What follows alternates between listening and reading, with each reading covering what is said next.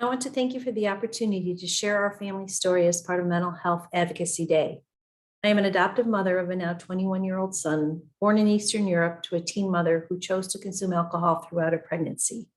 Our son was identified as a failure to thrive child who gained only a pound in the first 5 months of life, spent time in an orphanage in less than desirable conditions with multiple placements before joining our family at 3 years of age. Our son is a phenomenal human being, and when his mental health is stable, he is a hard worker, has a great sense of humor, and has a compassionate soul willing to help the underdog.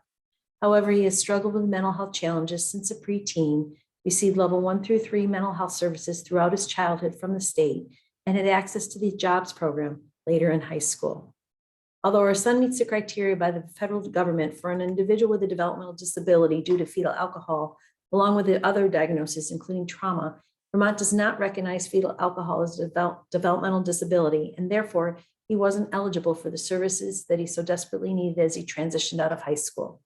Fetal alcohol syndrome and its effects are associated with a whole range of mental health disorders. His brain has been negatively impacted in all 10 domains, with a host of neurodevelopmental, neurocognitive, neuroaffective issues seen dramatically in prenatal alcohol consumption and in some degree in trauma. For many impacted by fetal alcohol, their functioning level is very inconsistent and their developmental age is not aligned with their chronological age in several domains. Following high school, our son successfully completed a gap year program out of state with a lot of support around him, provided by his parents and his program. Upon his return to Vermont, he found employment that he was performing well in, although was negatively impacted by COVID, as were many of us.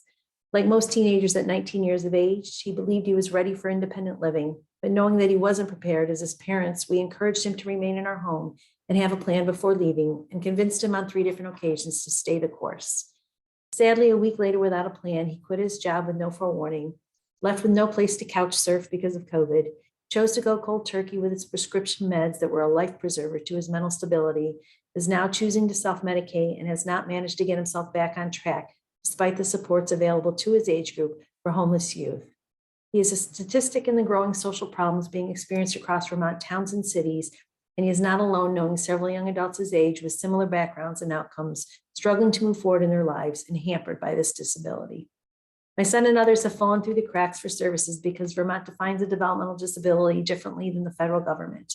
I'm here today to advocate for Vermont legislators to align Vermont's definition of a developmental disability to that at the federal level for those specifically impacted by fetal alcohol because of its strong correlation to mental health disorders. It is often a disability one cannot see, but it is a lifelong disability for the one who bears the weight of their mother's decision to consume alcohol while pregnant.